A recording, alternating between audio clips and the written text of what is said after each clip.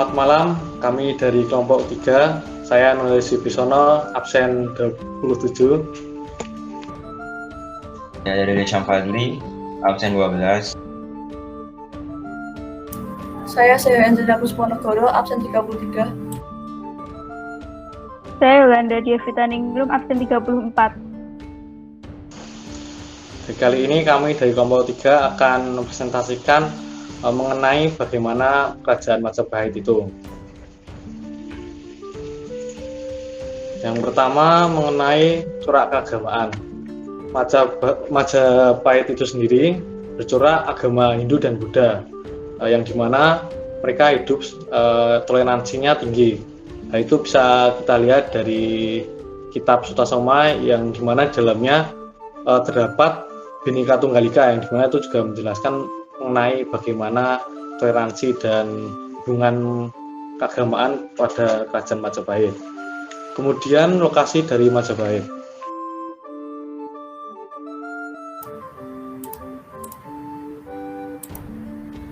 Lokasi dari Majapahit sendiri terletak di Jawa Timur. Dapat dari internet, pada awal berdirinya kerajaan Majapahit itu terletak di Mojokerto, Jawa Timur, itu pada era Raden Wijaya. Lalu pada era Jayanegara itu ibu kotanya dipindahkan ke Trowulan. Kemudian sejak era Girindrawardhana itu kerajaan Majapahit dipindahkan lagi ke Kediri. Terus yang selanjutnya awal berdirinya kerajaan Majapahit itu setelah kerajaan Singasari runtuh. Jadi bisa dibilang kerajaan Majapahit itu adalah lanjutannya dari kerajaan Singasari. Jadi setelah kerajaan Singasari runtuh, Raden Wijaya bersama ketiga sahabatnya kabur ke desa Kudadu. Jadi di desa itu Raden Wijaya membuka lahan berupa hutan tarik yang nantinya dijadikan desa yang akan dinamai Majapahit. Lalu setelah membangun desa Majapahit, secara diam-diam Raden Wijaya bersiap untuk merebut kembali kekuasaan Jayakatwang dibantu oleh pasukan dari Mongol. Setelah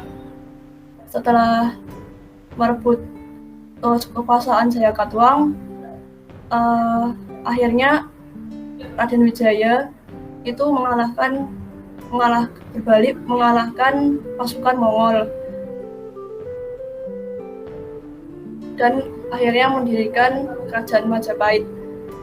Lalu Raden Wijaya menjadi raja pertamanya.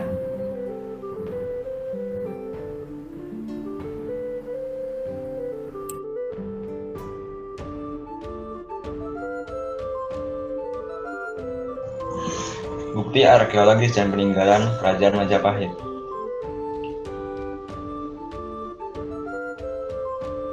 Yang pertama, ada situs Trowulan. Situs Trowulan merupakan situs perkotaan masa klasik di Indonesia. Situs ini sudah digunakan sebagai pemukiman sejak abad 10 dan sampai abad ke-15. Penemuan situs ini dilakukan oleh W. Wardenar pada tahun 1815 atas perintah Thomas Stanford Raffles. Yang kedua, ada Candi Sukuh. Candi ini adalah salah satu peninggalan kerajaan Majapahit yang terletak di Desa Berjo Karanganyar, Jawa Tengah. Candi ini dibangun pada tahun 1437 Masehi dengan bentuk piramid dan memiliki warna sedikit merah. Dan yang ketiga, ada Gapura Bajang Ratu. Gapura ini terletak di Desa Temon, Trowulan, Mojokerto. Dalam kitab Negara Kertagama, Gapura ini berfungsi sebagai pintu masuk ke bangunan suci. Menurut perkiraan, bangunan ini juga merupakan gapura terbesar sepanjang masa kerajaan Majapahit.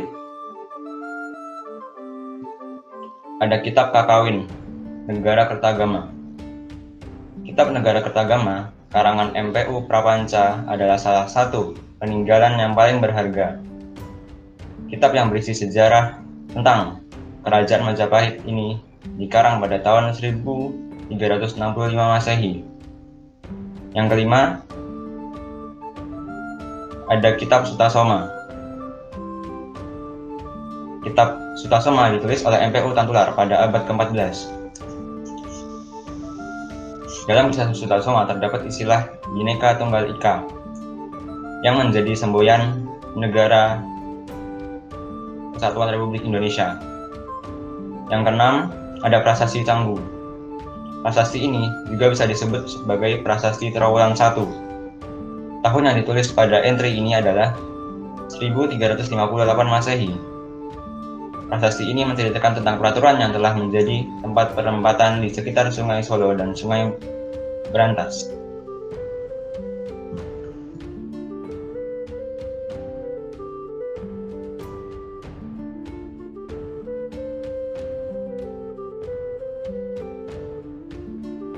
Politik dan pemerintahan. Yang pertama, Kerajaan Majapahit memiliki raja pertama adalah Raden Wijaya. Dan Kerajaan Majapahit mengalami beberapa pemberontakan. Pemberontakan tersebut berhasil dipadamkan oleh Gajah Mada dan pada akhirnya Gajah Mada dilantik menjadi Mahapatih. Masa kejayaan Kerajaan Majapahit terjadi pada masa pemerintahan Hayam Wuruk, dan pada masa kejayaan tersebut terdapat sistem birokrasi yang sangat teratur.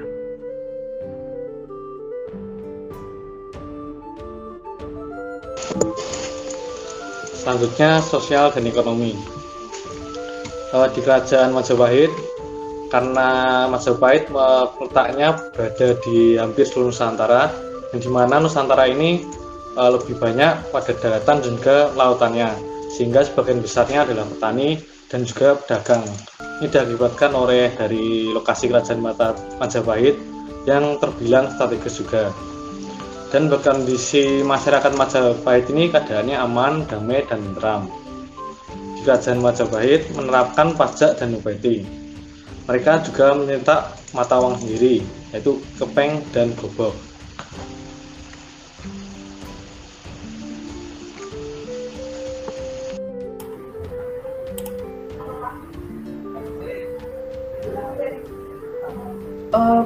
Yang selanjutnya, penyebab keruntuhan Majapahit itu sendiri. Jadi sesudah Gajah Mada wafat dan terlebih lagi sesudah Raja Hayam Wuruk wafat,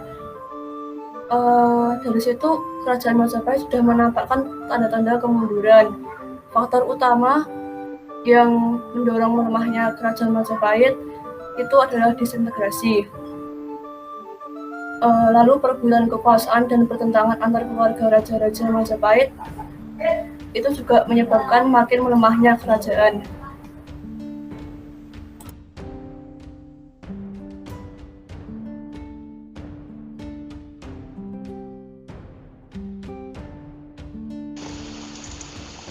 Jadi itu sekian mengenai Kerajaan Majapahit dari lokasi, audiri, bukti arkeologis, kondisi politik, sosial ekonomi, penyebab dan juga penyebab keruntuhannya.